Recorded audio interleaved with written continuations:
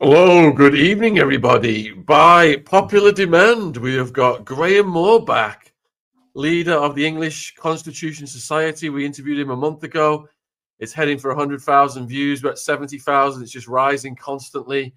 And so many people in the comments and have sent me private messages. You got to get Graham back on. And what a hugely busy week it is. Last time we spoke to Graham, he was about to run in Runcorn, which is the neighboring town to my hometown of Widnes. And a lot of shenanigans have occurred because Graham ran for election a decade or so ago and got 50 votes. And hey, presto, he gets another 50 this time round, the probability of which is very low, to say the least. Anyway, man, thank you back on. We see you've got a nice tan and you ran in Runcorn. I mean, there's so much. There's Tommy Robinson. There's Lucy Connolly. There's Farage's speech I listened to today. Tommy Robinson got released today. Where would you like to begin, Graham? With the Runcorn election? I will start with the Runcorn, but I do want to say something before I start, right? So Tommy Robinson come out of prison today, right? And he was wearing a mega hat, right? And just to let everyone know, we have had this mega hat in different colours, right? With the Constitution is the solution on one side, all embroidered, and the English flag on the other side. We've got red ones, white ones, pink ones, blue ones, right? Just to let you know, we was making them years ago, just to let everyone know that. So, and I wear mine regularly and with pride. So, of course, yeah, there's a lot of things going on at the moment. So it may be better just to start with a Runcorn because it's, Shaun, I can't tell you how important this case is, not only constitutionally, but your common law rights, your constitutional rights, your inalienable rights and international human right is literally suffrage. So there's something called universal suffrage, passive and active suffrage.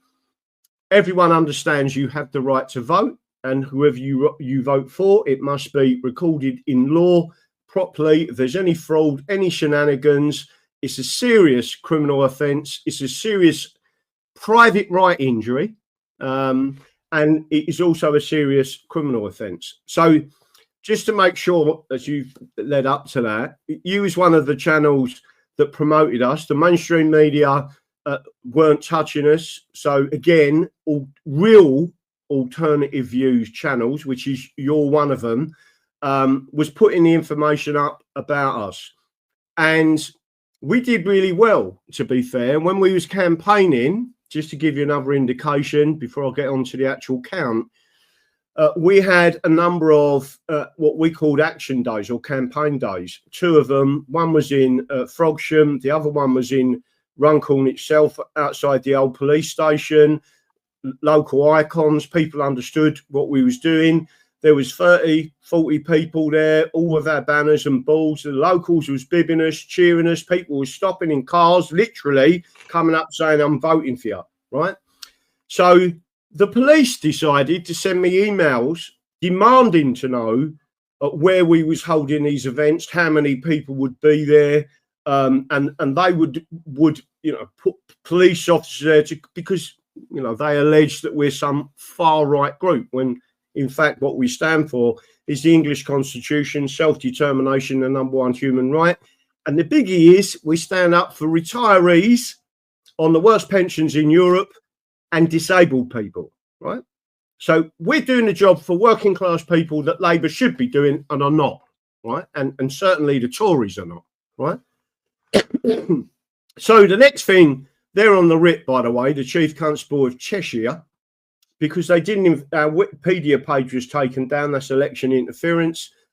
And the second group of people who are on there is a lady called Emma Gilthorpe, who is the CEO of the Royal Mail, because we paid for £800 for 45,400 leaflets to be delivered by the Royal Mail. Bearing in mind that all the bigger parties spend £180,000 on their by-election. We've got local people, disabled people, retirees donating to us to help us, and a £500 deposit that we lose if we don't get more than 5% of the vote.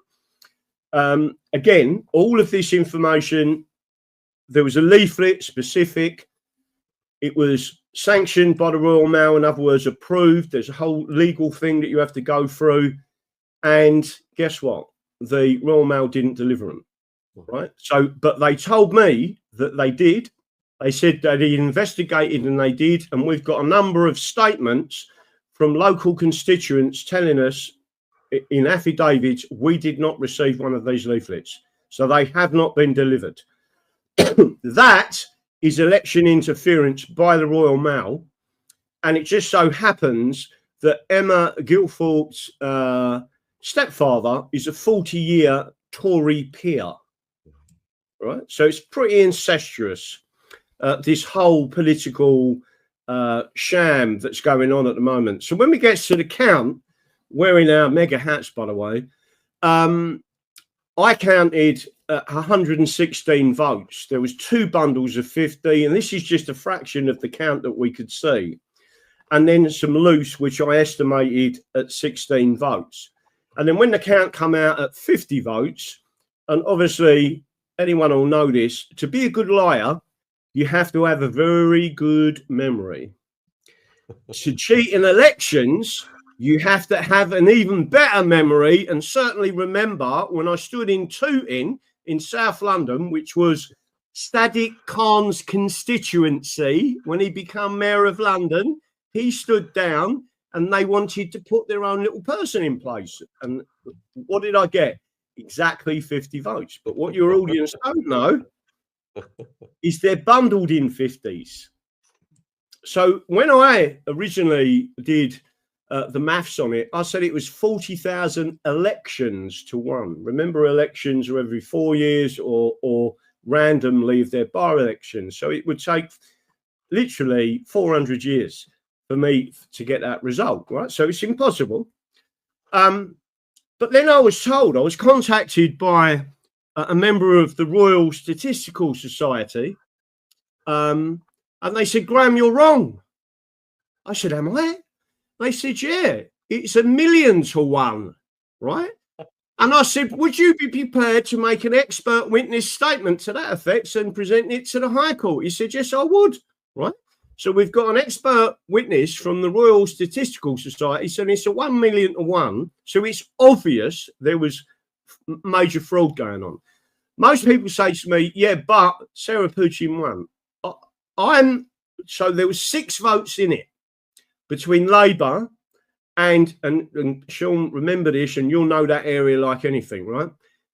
1 week before the election, so the week of the election was St. George's Day. There was English flags everywhere. We couldn't have hoped for better, right? We had all our English boards out on our campaign days.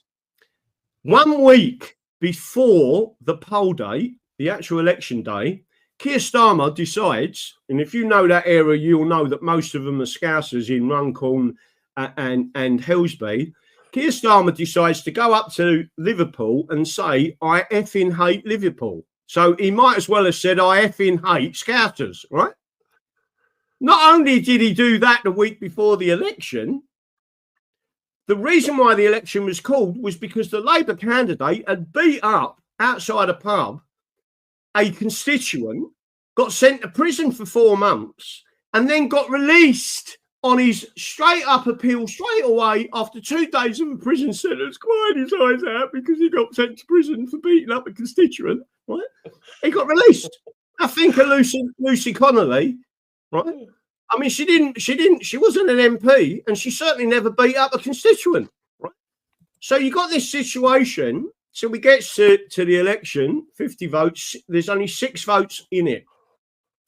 If my 66 votes were put into the pile by accident to Sarah Puchin, then she is not the returned MP. But what it looks more likely is that the Labour vote had absolutely collapsed. And that means they were stealing them from other candidates and putting them in their pile in the middle part of the count that no one can see. It's happened at Batley and Spen, and it happened with another guy called Billy Howarth. On the same evening, there was a video where he caught Labour taking his votes as an independent candidate and putting them into their candidate's pile. He caused a big fuss.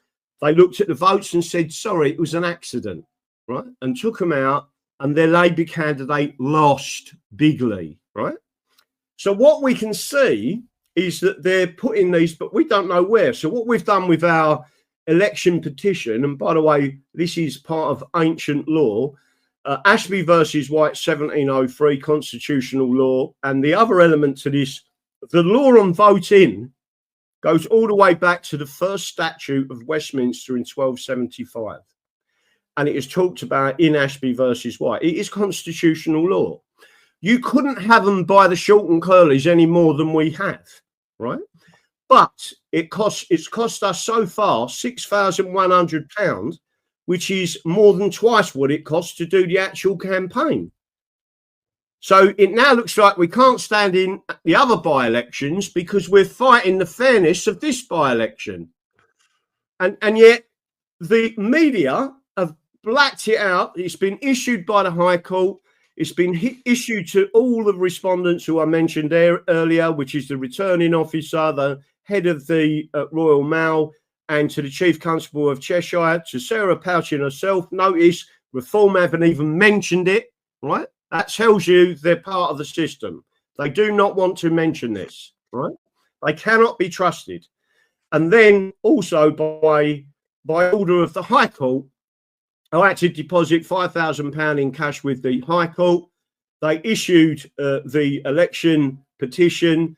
It was then served on them 2 weeks ago. And on June the 13th in the High Court, there is a directions hearing. So to make sure your audience are aware, this is almost like the ancient laws where the law lords or the 2 High Court judges come from the High Court to Runcorn and Helsby. They commandeer an area as a court, a bit like the old assize courts. The judges travel to the area because it's an election area and it's key to the people of Runcorn and Helsby. And then what they do, they also bring with them a registrar who just happens to be a Supreme Court judge. So if there's anyone who thinks out there this is not a serious thing, it is. It is recorded, and on June the 13th, they will announce the date of the trial in Runcorn and Helsby. And what do you think the outcome will be? Viewers, it's not very often we have guests quoting statute law from 1275. Graham has studied law for over 30 years, and he's an absolute encyclopedia of the Constitution. I think many people were, praising you after last time you came on for your knowledge of the law.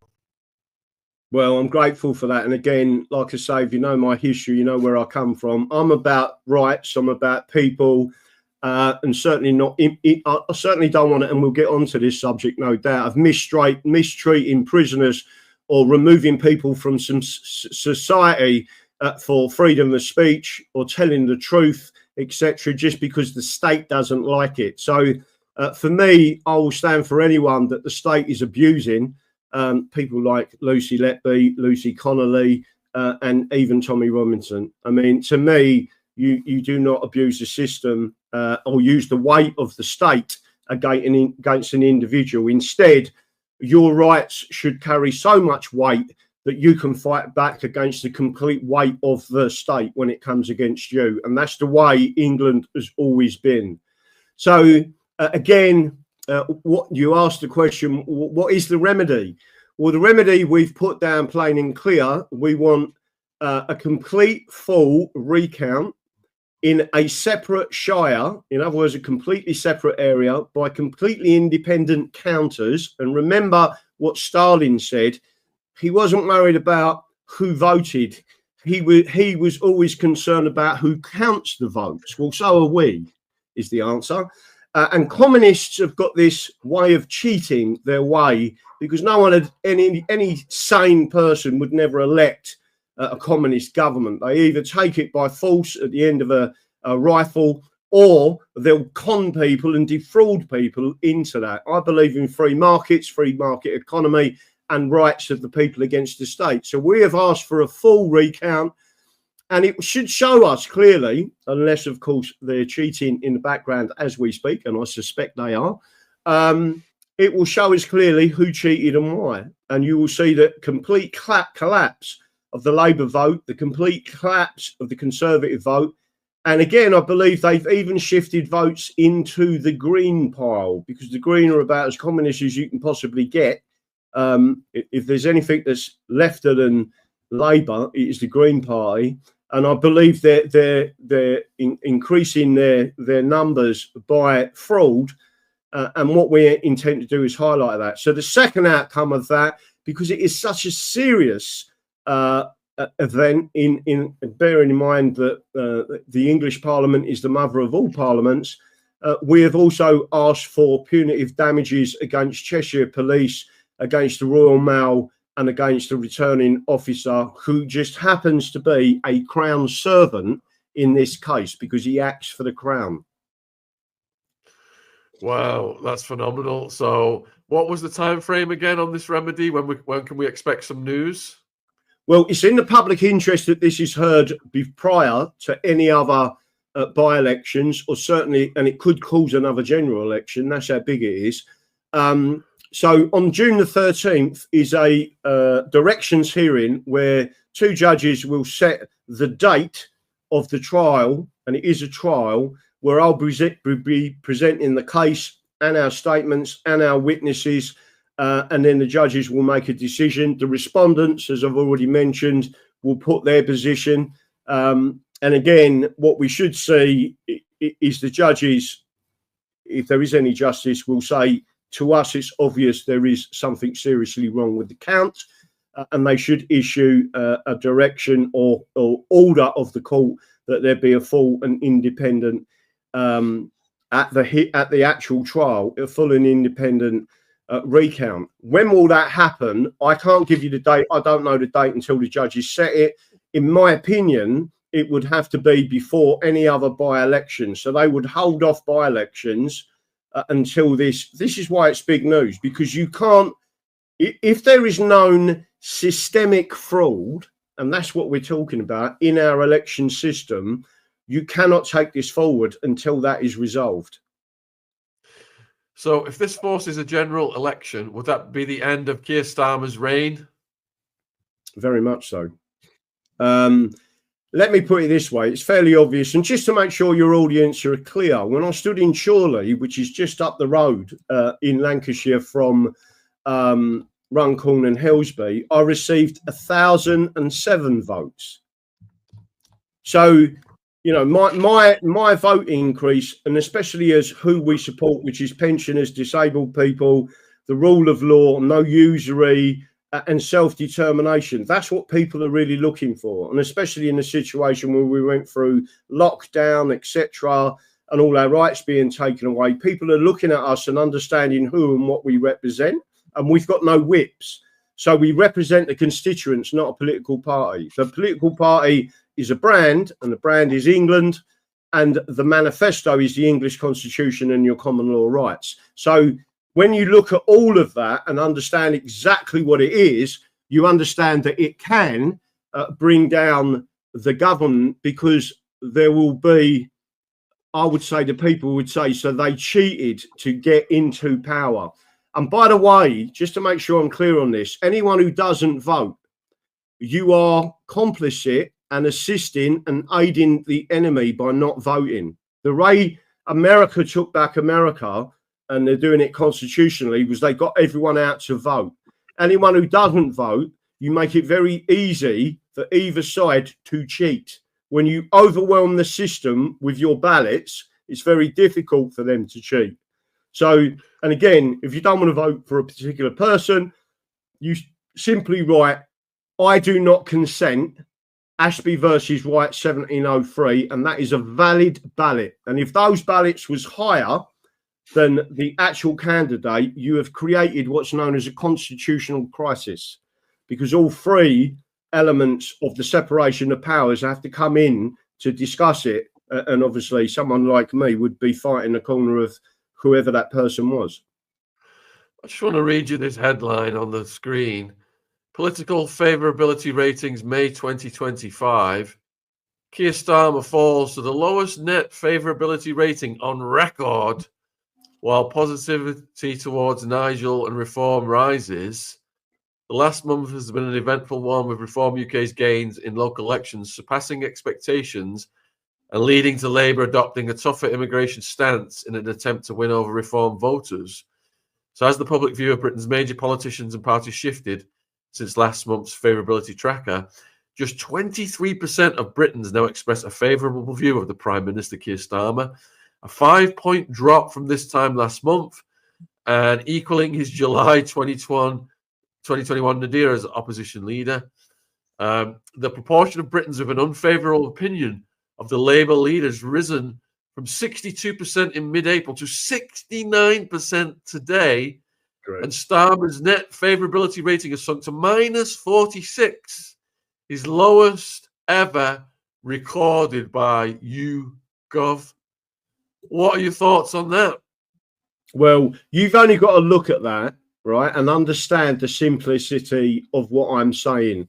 Starmer goes to an area as a suburb or a home county, if you want to call it that, of Liverpool. He says, I effing hate Scousers. Well, he said Liverpool, but that's what he's actually saying. The candidate himself gets done for beating up a constituent, right? He's got, and then you've got that there showing who, don't forget, he's betrayed the disabled, he's betrayed the pensioners, he's took everything away from pensioners. We're already struggling out here. And what has he done? And people honestly believe that they still, that reform only just beat them. I don't think so. It's fairly obvious a major fraud has taken place. All right, so you've got a question here from Susan. How long do they keep the ballot papers for? Quite a few years. I believe it's 7 years. It may be longer. But we're also looking at tooting as well, because it'll call the tooting by-election into disrepute as well. So the last time we talked, you discussed who was profiting from the deluge of asylum seekers, and now Labour's talking tough on that front. Is that just to get votes and they're not actually going to do anything about it? They're just posturing? They are, without any doubt whatsoever, posturing. The easiest way to deal with, if there's an easy way of dealing with the migrants, and that is to pick them up and take them straight to St Helena, which is an island in the mid-Atlantic. It's where we put Napoleon and where he died on that island. That island, we spent 285 million putting a brand new airport in. The islanders want jobs.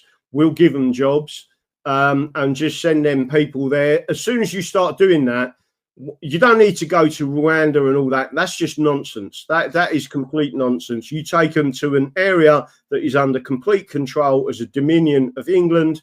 You ship them out to there, and then you say your next stop basically is going back home and your country is going to pay for it. What do you do then? You use, if you've got a strong enough government, you do exactly what President Trump is doing. You use tariffs, you rebuild our economy, you rebuild our industries, our shipbuilding, our coal industries, etc. And there are ways of doing it. We would absolutely fly it. We put, and I'll give you an example, all you do is put 100% tariff on France. And you say all of your goods, all of your vehicles, your Citroens coming in and your Renaults, lorries, etc., all of your foods and fruits and wines, etc., 100% tariff until you stop them boats. And if you don't stop them boats, that's what the tariff is, right? You will see it change overnight. Yeah, good point. So next viewer question is, if Starmer goes, won't we just end up with someone even worse from the Labour side?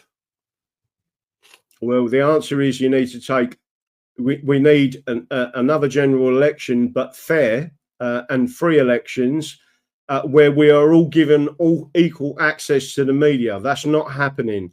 The only way we're getting access to the media free and fair is alternative view channels like your own. I mean, I loved it. Not long after you had me on, you had Paul Golding from Britain First. Now, I'm not a unionist, but I don't disregard lots of things he says. Lots of things he says I agree with. The unionist element is the bit that I completely disagree with, because it's a political union. the same as the USSR and the same as the European Union. It's no different. It means that ruling classes can take control of us, which is what they're doing. So again, just to say that, people need to understand the branding, and the branding is England. We exported the English language all over the world and the English common law as the fairest social justice system in the world. And again, that's what we're standing up for. So just to make sure everyone's aware of this, the only way you're going to get fair representative people again is if you vote for someone who, like an English Constitution party. So we're English constitutionalists, and we've got no whips. If you vote for anyone who puts their party before the country, and all of the uni party currently do that, and they put the union before the actual countries as well, they're no good to anyone. So if reform gets in, what do you think they will actually implement policy-wise? Nothing. And the biggest reason for that is the people running the civil service are Fabians, and the Fabian Society run that. So in other words, what I'm saying to you is there is a non-elected bureaucracy that governs this nation, and you can't get past that. The only way you can remove that unelected bureaucracy is to elect someone who says, take down a union and remove that British bureaucracy. Once you've taken that out of the way, you go back to something called distributed governance, which is the way we was governed. In other words, Cheshire would be Cheshire again, Yorkshire would be Yorkshire again. You have your own independent little parliaments, and as long as you don't go against the law of the land, they then can make their own laws, etc. And therefore, you've got distributed governance, which is the antithesis to globalism. That's why they hate England. So your next question is from Truth Crusader. Are reform the new wing of the Uni Party? Yes.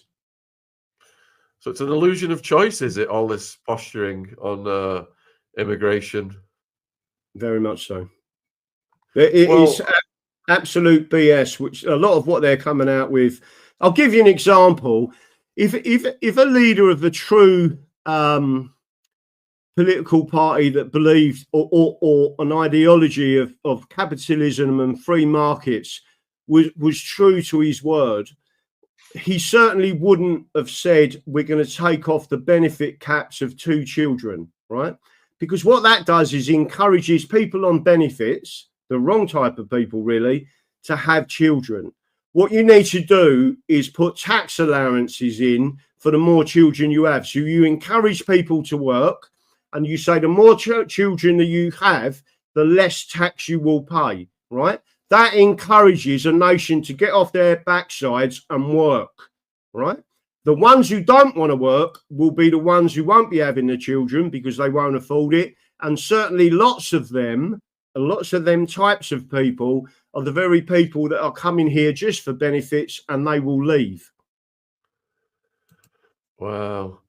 All right. Well, what about Tommy then? Could he start his own party? Well, I did offer that he could stand in Runcorn and Helsby if he wanted to, and he could do that as a prisoner. He never got back to me. I did speak to or try to contact Rupert Lowe. He never come back to me. The problem is you've got too many people that are conning people into believing they're something that they're not, right? So I'm not having a go at Tommy Robinson. Some things he does, I'll shout him down for it. Other things, I'll shout him up for it. What's gone on with him is an absolute liberty without any... But he's used British solicitors, British King's Counsel to represent him. And I said from the start, if he uses a Brit in there, they are going to be literally siding with the system against him, even if they say they are doing their best for their client. They obviously didn't. If I had been representing him, I can absolutely tell you now, what they've done to him is akin to torture. And if you look at the Criminal Justice Act 1988, Section 134, torture, it's absolutely written in there what they've done to him. So where else can you bring that? Well, under the United Nations Convention Against Torture, he can bring that case in, for example, Texas, but he has to go through the process. No Brit barrister, no Brit solicitor will advise him of that, whereas I would, and we're already doing it in another case. So again, whilst I understand he's been banged up, locked up, treated badly, had some mental health problems, like been there, seen it, done it, trust me, it's not a nice place to be, and especially category A conditions. And I've spent quite a bit longer than a few months in them conditions in Hellmarsh, which is a lot worse. And all I can say is I support him as an individual.